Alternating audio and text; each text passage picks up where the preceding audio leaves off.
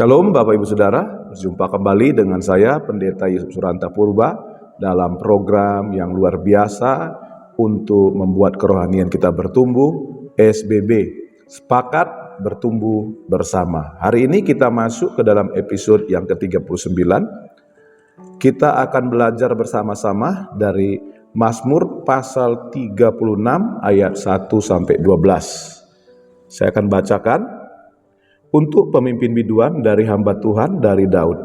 Dosa bertutur di lubuk hati orang fasik, rasa takut kepada Allah tidak ada pada orang itu, sebab ia membujuk dirinya sampai orang mendapati kesalahannya dan membencinya.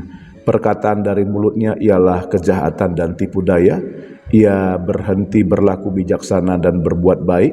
Kejahatan dirancangkannya di tempat tidurnya. Ia menempatkan dirinya di jalan yang tidak baik, apa yang jahat tidak ditolaknya.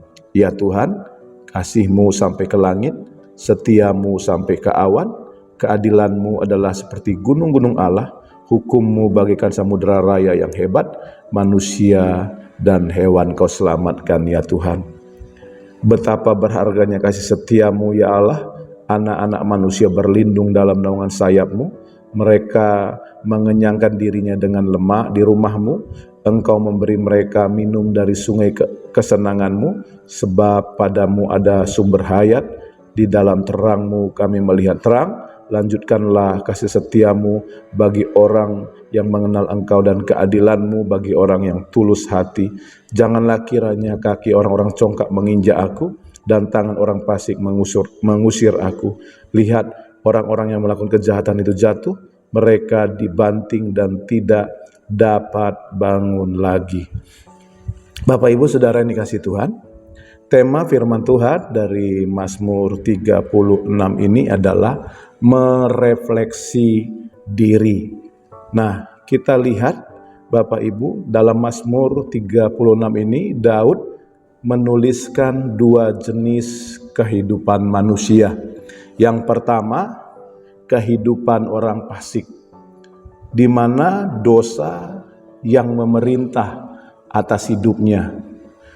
Dosa menjadi tuan buat hidupnya.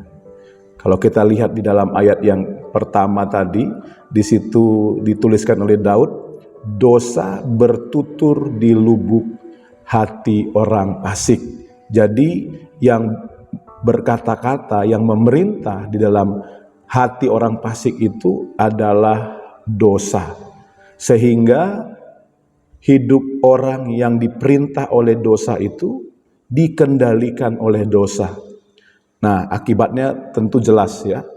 Kesalahan tidak bisa ditutup-tutupi, seluruh kehidupannya penuh kejahatan, bahkan sampai ke tempat tidurnya. Ya, bagian yang paling pribadi dari kehidupannya pun diwarnai dan dikuasai oleh dosa. Yang kedua, kehidupan orang benar. Nah, kehidupan orang benar, orang yang hidupnya menaruh Tuhan di dalam hatinya sebagai raja. Tuhan yang memerintah atas hidupnya. Tuhan lewat firman-Nya menjadi tuan atas hidupnya. Nah, orang ini adalah orang yang akan mengalami kasih setia Tuhan, akan mengalami keadilan Tuhan.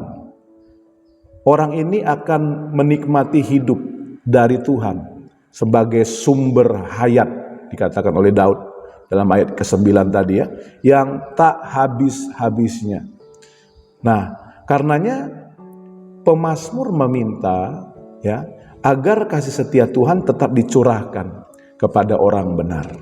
Sementara orang fasik atau orang jahat menerima hukuman yang sepadan. Bapak Ibu Saudara, pelajaran apa yang diajarkan dari Mazmur 36 ini buat kita? Pelajarannya adalah ajakan bagi kita merefleksi diri. Kata refleksi artinya bergerak mundur untuk merenungkan kembali apa yang sudah terjadi, apa yang sudah dilakukan.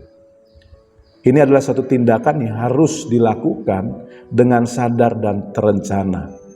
Tadi kita sudah baca Mazmur 36 ini, isinya kehidupan orang fasik dan kehidupan orang benar. Kita merefleksi diri, apakah kita ini orang fasik atau orang benar? Siapa yang memerintah di dalam kehidupan kita? Diri kita sendiri yang dikuasai dosa atau Tuhan, Bapak Ibu Saudara? Karenanya Bapak Ibu Saudara, bila kita sungguh-sungguh orang benar, ya, adakah kehidupan kita membuktikannya? Tentu lewat perkataan dan perbuatan kita setiap hari, Bapak Ibu Saudara. Itu nggak bisa dibohongi. Perkataan, perbuatan kita akan menunjukkan siapa kita yang sesungguhnya. Setiap hari itu akan terlihat dari kehidupan kita. Saya berdoa biar firman Tuhan ini merefleksi diri kita, sehingga kita sadar kalau kita masih dituntun oleh dosa, dipimpin oleh dosa, kita minta ampun sama Tuhan dan kita bertobat. Dan kita mau melanjutkan kehidupan kita sebagai orang benar, di mana Tuhan yang memerintah atas kehidupan kita setiap hari. Kiranya firman Tuhan ini memberkati setiap kita. Seperti biasa di akhir program ini, izinkan saya berdoa bagi Bapak Ibu. Bapak Ibu yang membutuhkan dukungan doa, taruh tangan kanan Bapak Ibu di dada Bapak Ibu. Kita akan doa sama-sama. Mari kita doa. Bapa, terima kasih buat firman-Mu yang hari ini merefleksi kehidupan kami, Tuhan. Apakah kami hidup sesuai dengan kehendak Tuhan atau kami hidup jauh dari kehendak Tuhan? Apakah Tuhan yang memimpin hidup kami ataukah dosa yang memerintah atas kehidupan kami? Terima kasih buat firman-Mu. Hamba berdoa sekarang bagi tangan-tangan umat-Mu yang ditaruh di dada mereka. Mereka membutuhkan dukungan doa, Tuhan. Kalau mereka lemah, Tuhan kuatkan. Kalau mereka susah, Tuhan hiburkan. Kalau mereka sedang sedih, Tuhan tolonglah, beri penghiburan bagi mereka. Kalau mereka menghadapi kekurangan, Tuhan bukakan berkat-Mu bagi mereka, supaya mereka berkecukupan ya Tuhan. Kalau mereka ada dalam masalah, Tuhan buka jalan bagi masalah mereka.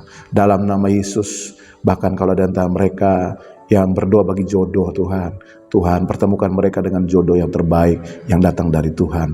Dalam nama Yesus, bahkan Tuhan angkat mereka yang jatuh dalam dosa, ampuni dan lepaskan di dalam nama Tuhan Yesus. Kami sudah berdoa mengucap syukur, haleluya, amin.